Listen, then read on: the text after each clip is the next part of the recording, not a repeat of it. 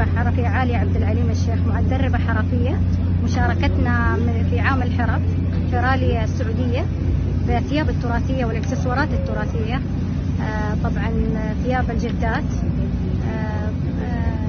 ثياب الجدات طبعا، وتطريز التراثي. فكانوا الأجانب مرة كانوا معجبين في تراث السعودية، فتشرفت إني أنا شاركت في هذا المعرض. من أكثر الناس أو جو مسؤولين عن التراث السعودي؟